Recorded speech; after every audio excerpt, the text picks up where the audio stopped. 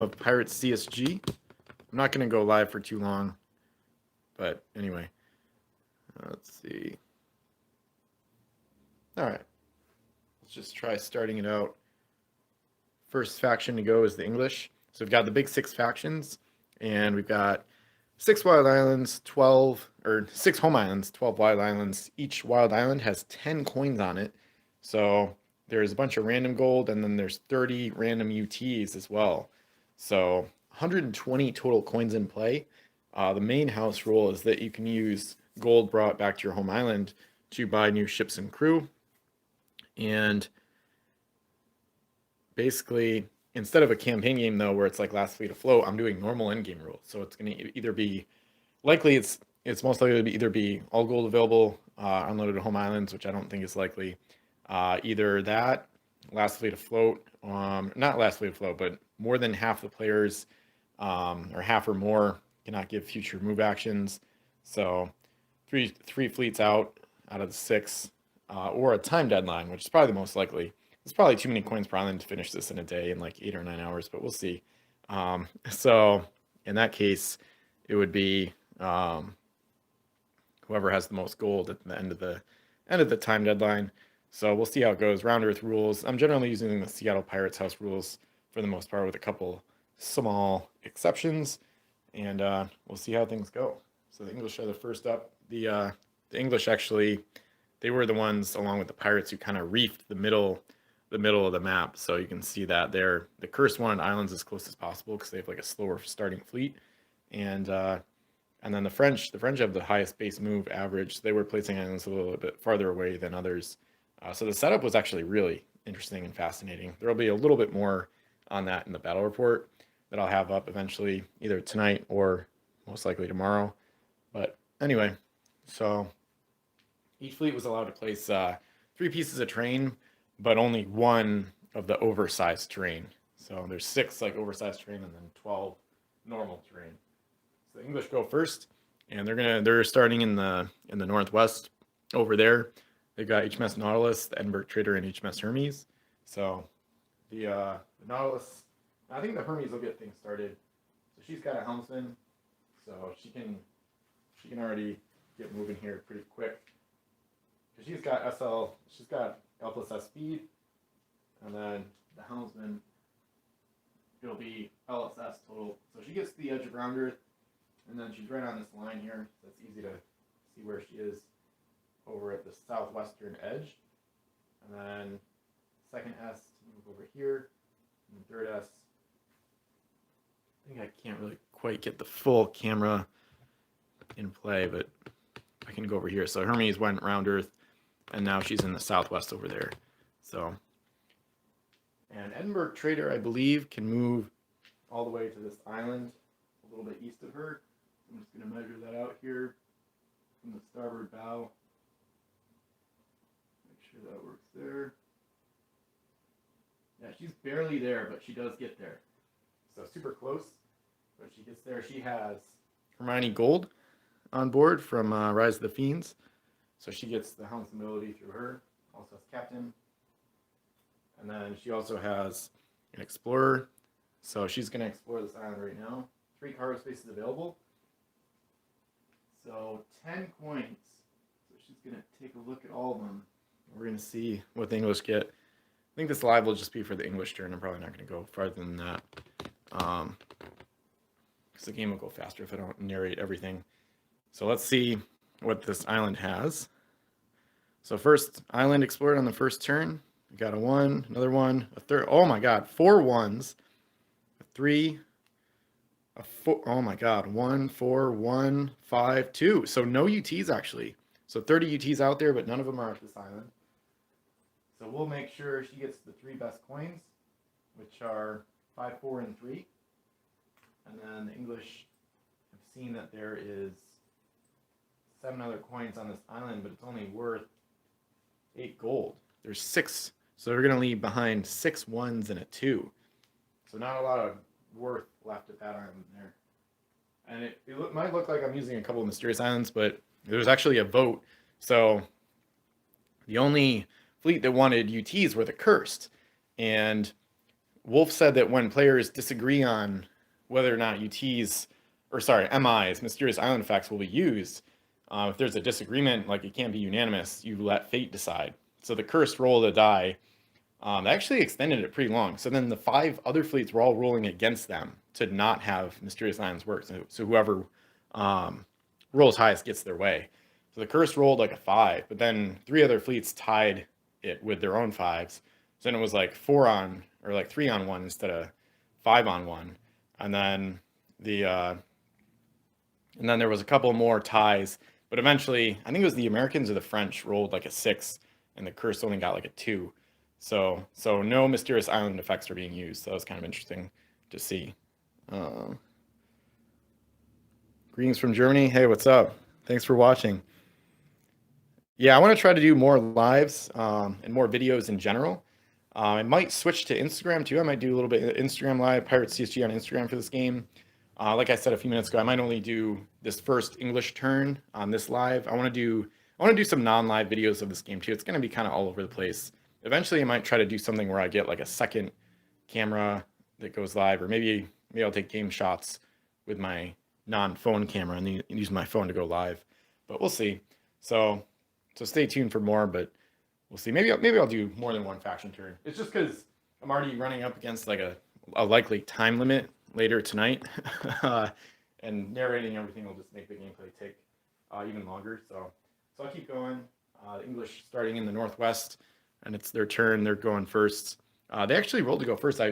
The fleets were almost in the exact same faction order that I normally have them in. Only the Spanish and French changed from like how I organized my collection. But anyway, so Thomas Gunn revealed on HMS Nautilus. So sheer total speed gets up to SLS with him aboard. They see the Hermes. The Hermes is in the southwest. Those other 5 masters from the French and Spanish fleets are probably not going to get to her. Maybe they could. Oh yeah, I got to start some pirate music soon too. And anyway, so they're going to kind of go a little risky actually. The English are going to basically send all 3 ships in a different direction. So they're going to scatter their fleet, which is usually not super advisable, but they're gonna give it a shot, especially because they picked their home island last, and they actually got a decent spot where round Earth should work out pretty well for them. So they're gonna round Earth with the Nautilus. They could go to the Hermes actually, because Hermes only has 2 cargo spaces available with the helmsman. So maybe they will go to the southwest. That's an interesting one. Yeah, I think that's probably a better idea to play a little bit safer at the start here. Actually, I think they're going to go east. They're going to probably protect the trader a little bit. So HMS Nautilus is going to come over here. So SLS, so she's going to camp out right there, because they want to get these other islands that are like in the southwest through round Earth, but I don't think it's the best time to go after those quite yet. So anyway, I'll do one more faction turn on this live here. So yeah, that would already get it to like 10 minutes. So the Spanish have native canoes in the northeast, and it was really interesting during setup to see what would happen with those, because with like home island choices and stuff, it's kind of dicey to try to figure out where you should put native canoes. But anyway, they have the Santa Teresa. So she'll get their first action. She's moving Esposel. She's probably just going to explore an island, but they're really low on cargo outside of their canoes right now. So she actually has Contessa Anita Amor aboard, who has to stay on the ship as a 0LR +5. So she won't be able to take any coins other than maybe face up UTs, but that's okay. So now we've got Cristal del Obispo is their last ship. It's actually overloaded. She's got Sebastian Blanco aboard to fit all the crew. She does have a helmsman, so they'll reveal that.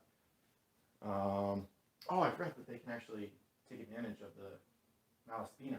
Okay. They also have Alejandro Malaspina aboard on the Cristal. So he's going to explore that northeastern island for the canoes, so that they should be able to redock with a move action, because native canoes cannot be given an explore action on the first turn. So they're going to redock and then grab the coins. Because Malaspina is going to explore it and mess away. All right.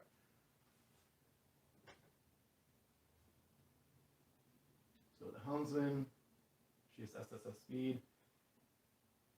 And since I know they're redocking, she's not going to, she wants to protect the canoes as much as possible, so she's just going to get right close up next to them. So she S-explores. The Crystal uses Malaspina's ability to S-explore. Now I'm going to redock with the canoes. They're just going to move away and redock, so I'm just going to, they would just redock in the same place, so I'm not going to worry about placing them in completely new locations, because they want to stay close to where they can get back to the home island next turn anyway. So, all right, so let's see what they got. So they S-explore the island. Spanish air canoes are docking at it. Now they can explore as a free action. So they get, so they got a 3, a 1, a 2, a 4. They got the Mines UT. So that one's loaded face down. Interesting. They got a 1, a 2, a 3, a 4, and a 4. So pretty good overall. I think they should load the Mines UT. Although they don't have room for it. Actually, I think they won't. They're not going to take the Mines UT because both of the other ships already have full cargo holds. So it'd be kind of stupid to bother with mines right now. So they're going to put 4s. So they got 3 4s. They're going to put them on the vessels farthest from any expected enemy interference. They're going to put 3s on those 2. And they're going to leave 2 2s, 2 1s, and the Mines UT face down on the island. And that takes care of the first 2 factions. The French are next, and I'll make sure to put that in the battle report. Actually, let's do one. Yeah, let's do one more. Let's do the full first half of the first round, especially because somebody else just joined too. I'm always terrible at checking the comments here. So, JD Darker-san, thanks for checking in. Corbin X, thank you. I'm trying to do more videos, so all right. Cool. So now French are next. So they've got the St. Joan. She has an explorer. They anticipate exploring this island over here in a second here. And then they've got the Gaul as well. Let's see. All right. So they might as well explore first and see what this island has. In case there's like a T on there that the Gaul might want to pick up. If the St. Joan finds anything interesting, that is. And then St. John's can move over there a little bit, dock here. She's towing the Mont Blanc flotilla for protection and defense. So, and maybe offense too eventually. All right, Mont Blanc has explorers, so the French explore that island in the northwest, just west of those reefs in the Pirate Home Island. So they got a 2. They got wine. So really interesting. That could be big long term. They got a 2, a 1. Let's see, a 2. 2, 3. Letter of Mark. Okay, so 2 UTs now. Letter of Mark. Oh, and Marksman's Map. Interesting. So you can look at a face down coin on any island. So interesting. And then a 2. So since all 3 of these UTs are loaded face up, the St. Joan has to take them. I know that her other crew is an oarsman, which doesn't take up space, so she has 2 cargo spaces open for gold. So she has to take the wine, letter of mark, and Marksman's Map. And she's probably going to use the Marksman's Map right now. Let me just load these other coins first real quick. So she'll load a 3 and a 2 as well. Her cargo hold is full, and there is 9 gold total left on that island. Legal might want to use one of those UTs, so she might go over and touch her in anticipation of exploring next turn. We'll see. St. Joan. Yeah, so Marksman's Map, you can look at a face down corner on the island. The big thing about Marksman's Map and the spying abilities in general is that recently Wolf clarified in the rules thread at Pirates with Ben that you can actually use the spying abilities on every player's turn, not just your own.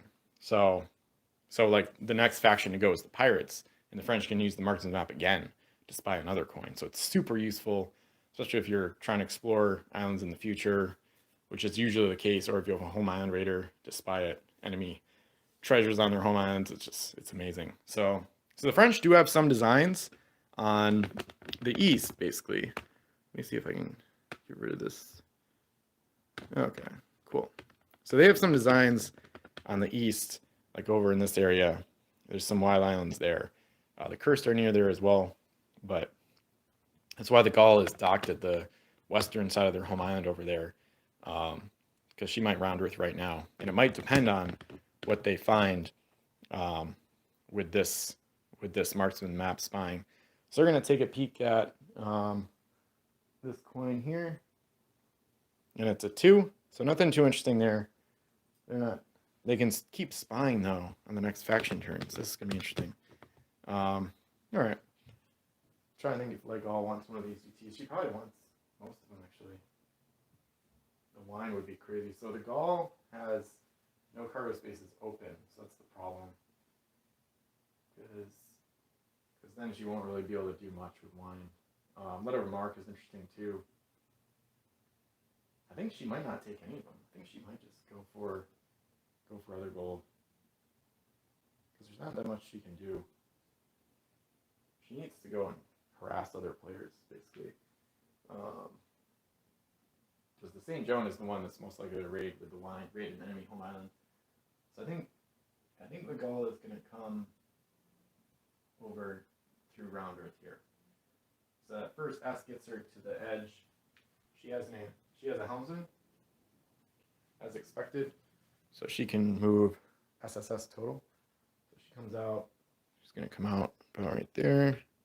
She probably isn't quite in the view. There we go. Nice. And then she might just go in. I think she'll go in the fog bank. Yeah, that's the best idea.